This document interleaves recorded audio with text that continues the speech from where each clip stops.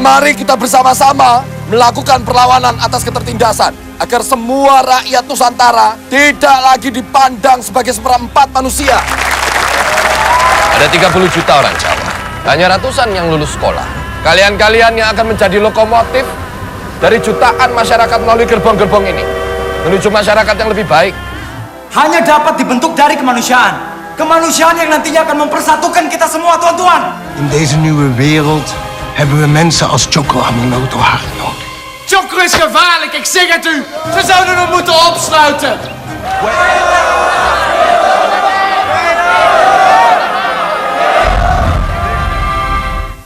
Luar biasa. Ini saya jadi teringat ada pernyataan dari Bung Karno dulu, Shenas. Apa? Bangsa yang besar itu adalah bangsa yang menghargai sejarah bangsanya itu sendiri. Dan kita bersyukur karena Indonesia adalah negara yang kaya akan sejarah dari zaman mungkin apa ya, zaman bala, zaman prasejarah sampai zaman reformasi ini. Betul, dan juga akan membuat sejarah baru. Sejarah film Indonesia juga harus dibuat. Pastinya. Makanya kita juga akan mengangkat mengenai film Indonesia yang sepertinya akan menjadi sejarah dari Indonesia lagi, yaitu film terbaru dari HOS atau Host Chokro Aminoto. Ya. Selamat pagi kepada para pemeran dan juga produser. Kita dikeroyok, tapi saya senang dikeroyok sama legenda-legenda di sini. Iya, sebenarnya saya nggak perlu perkenalkan, tapi sudahlah ya. Mungkin untuk sebagai formalisasinya aja, ada Ibu Christine Hakim, Pak Didi Petet, dan juga Mbak Dewi. Luar biasa, selamat pagi Mbak, selaku produser-produsernya. Dan juga para pemainnya. Kalau ini mungkin sudah bosan ngeliatnya ya, karena sering sekali di net. Ada Tanta Ginting, Putri Ayudya, dan juga ini pemeran dari Haji Umar Said Chokro Aminoto-nya, Reza Rahardian. Luar biasa. Selamat pagi. Nah, ini akan premier tanggal 9 April, tapi kita penasaran kenapa sih awalnya mau mengangkat sosok dari Chokro Aminoto, mungkin dari Mbak Dewi. Yang pasti siapa yang nggak tertarik sama Pak Chokro? Pak Chokro itu titik bonggol kita bilang bonggol dari perjuangan menuju ke bangsa ini ya, bangsa terbentuknya negara ini. Ketika kita membuka halaman pertama tentang Pak Chokro, ini yang kita pengen share ke orang dari film ini. Jadi seperti ini halaman pertama dari sebuah buku tentang Indonesia. Jadi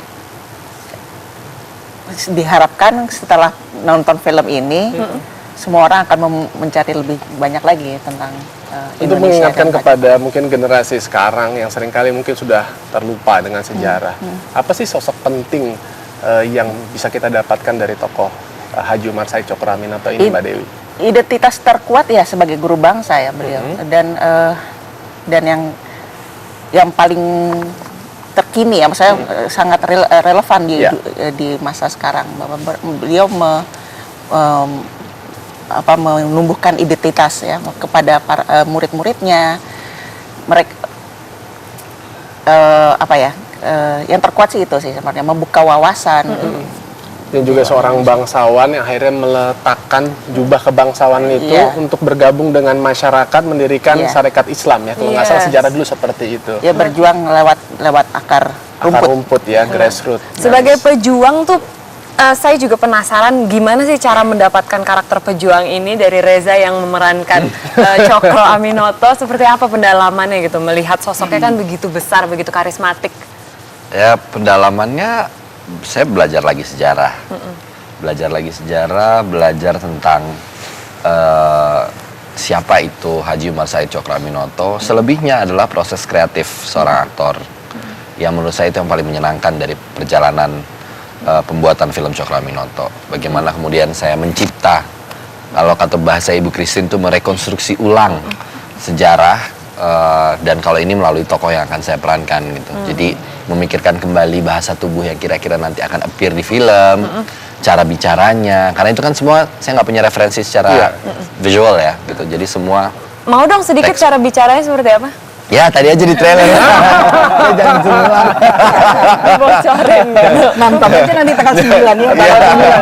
Wah, seru sekali. Tapi kalau Ibu Christine dan juga mungkin nanti Pak Didi, di sini selain sebagai produser kan juga bermain. Apa sih perannya?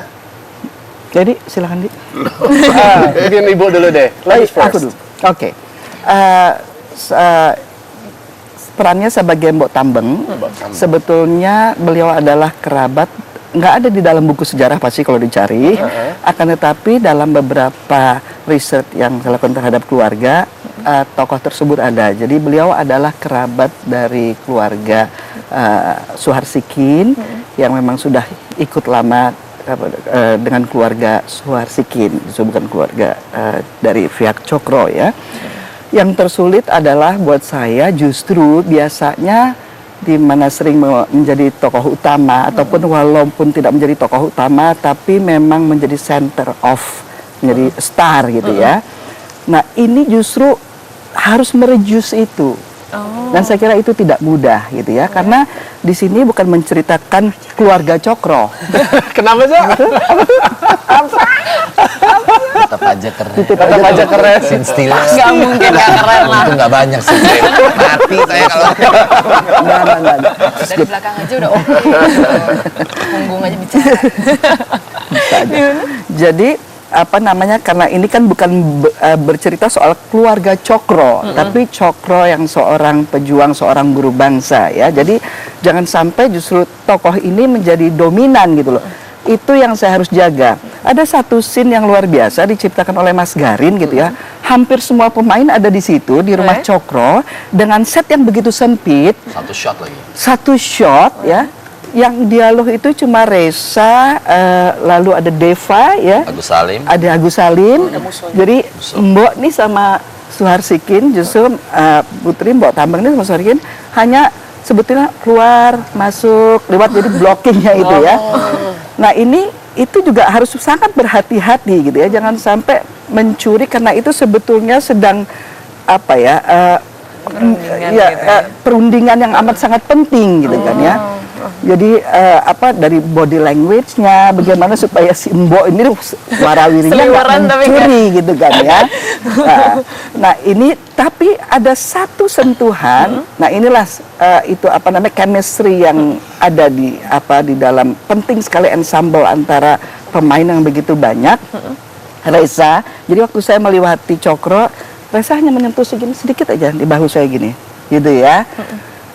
Itu buat saya itu sudah satu dialog panjang ya yang menunjukkan bagaimana pentingnya Mbok Tambang itu dalam keluarga Cokro ya, sehingga pada akhir film pun pada saat Reza Cokro mau di penjara dan Suharsikin sudah meninggal, itu Mbok Tambang gendong Cerita aja semua. anak. Belum. Tadi udah dicubit dari belakang. Spoiler. Dia suka cubit aku. Ya udah deh nonton gitu ya. Kalau Mbok Tambang sendiri ada di buku Si The Adam tentang apa autobiografinya Soekarno. Dia menyebutkan bahwa Mbok Tambang itu pengganti ibunya.